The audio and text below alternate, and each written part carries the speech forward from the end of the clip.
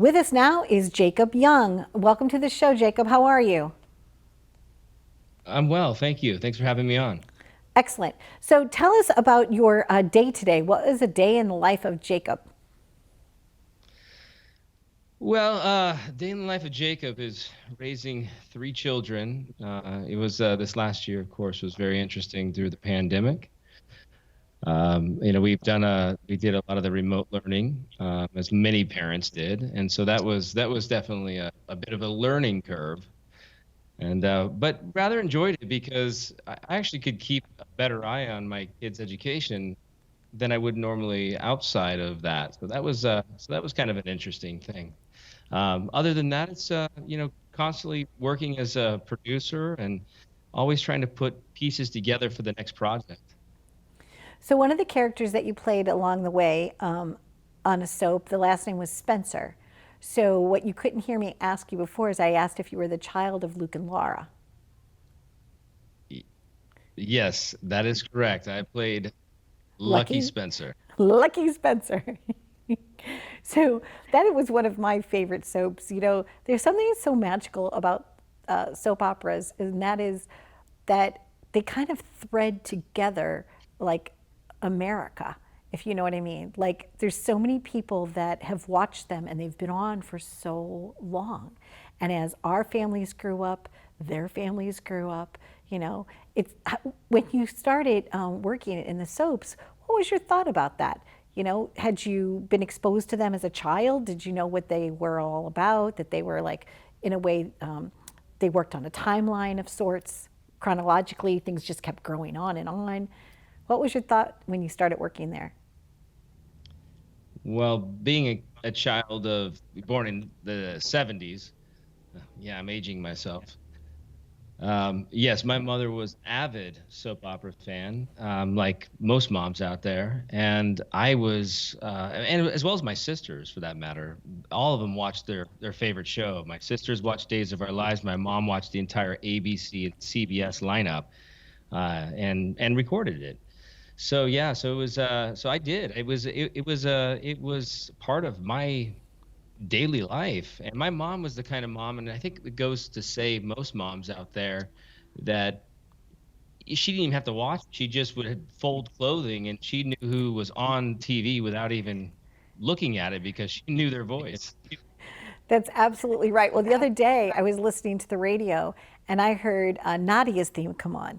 And I think that might have been the theme for The Young and the Restless. And so I was like listening to the music, and then all of a sudden, like I could feel emotion like kind of welling up inside my soul. And I was like, oh my gosh, you know, because I thought it was like time to watch the show, you know. And it's amazing how those things and those memories just kind of like make you like smile, you know, and be like, oh, you know. And as I and like I said, and so you grew up in that time frame, and we're about the same age then, because that's when I grew up as well. And there's such an art form to being a soap actor that people don't realize that it's an art, because it's a certain type of acting, whether it's like using your face for a dramatic pause, you know, and they're just hanging on every word, or knowing where to turn to the right camera. When you're working on your craft, what was one of the things that you thought might be of interest to our audience in terms of your own experience being in front of the camera instead of behind the camera? Well, it's a medium that moves so quickly. There's three or four cameras on you at all times. I think the most important thing as a young actor and starting off in the business was learning the technical aspects of it, because it's not just, hey, go ahead and do your work and just show up. That's not the case. In a medium like this, you also have to understand that these cameras they're on you, and you have to be able to play to the cameras. You also have to know obviously your mark. There's a lot more technical aspects to daytime than there is just say like single camera film. And also the fact that we would rehearse a little bit, but we would just go for it. And you just had to be ready. You had to be studied. Whereas film, you're doing 30 takes by the time you're finished with that one scene. In TV, and you get one or two, and that's it. That's it. And were you doing, like, because it's on every single day, they're stripping it, right? Monday through Friday. Would you do several shows in one day? What was your schedule, your shooting schedule like? That's a good question, Donna. When I first started, we were only doing one episode a day, and that was pretty much the standard. We would actually show up and we would do a full rehearsal read through with the entire cast. Now, I'm talking about Bold and the Beautiful on CBS when I first started when I was 17 years old. By the time I was in my 30s, the budgets were sort of getting constricted a little bit, and so they were trying to push as many episodes as possible. So we were doing up to 8 episodes in 4 days. Wow. So that's a lot of dialogue, especially if you're in a very heavy storyline. Did you keep any of the clothing or any of the memorabilia along the way that you still have, like, displayed in your house? I don't think they're displayed, but I definitely have taken my fair share of my wardrobe from over the years. You're like, wait, this will look nice on me when I've got to go out Friday night with some friends. Well, it's fitted for me, so why not? Why not? It's custom clothes. And what are you going to be working on next? What is on your horizon now for you? So I'm actually working with a good friend of mine, Jason Cook, who most people might remember him from Days of Our Lives. He also was on Young and the Restless General Hospital for a time, but he left pretty young in the daytime series, and he went and got his degree in directing, and he directed a film 2 years ago with Peter Bogdanovich and Frantz and won all sorts of awards. And he's a very high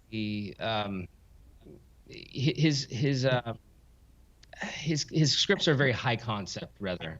And so we're doing a 4-person feature film, which means a whole lot of dialogue. And did you share with me, I was going to say, did you share with me that it's got multiple endings?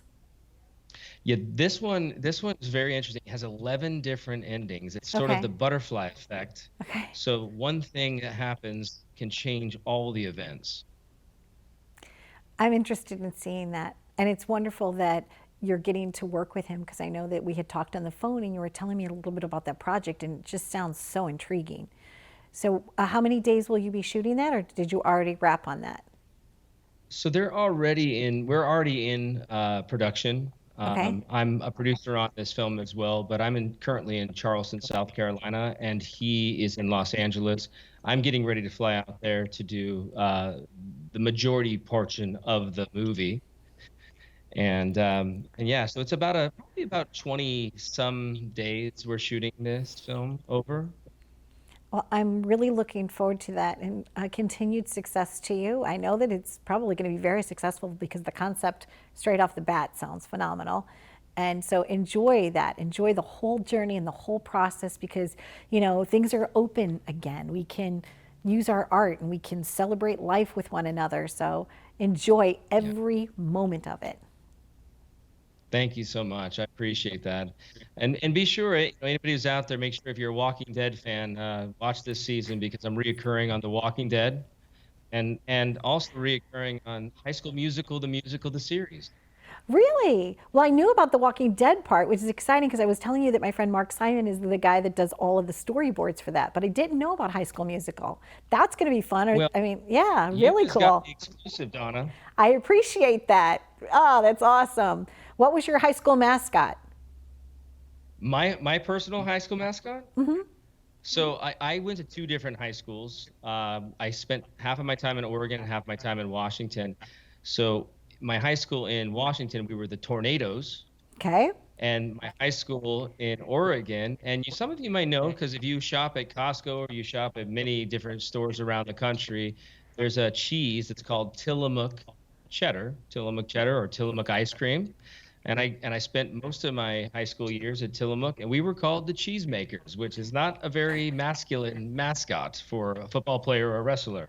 The Cheesemakers. Well, that's okay. Somebody's got to make the cheese. And we were the Hawks. So go team, and enjoy every moment of your journey until we meet again. And thank you so much for being here and being a guest today. It was fun. No, thank you for having me. I really do appreciate it, Donna. You're welcome. Take care. Be well. Bye. Bye-bye.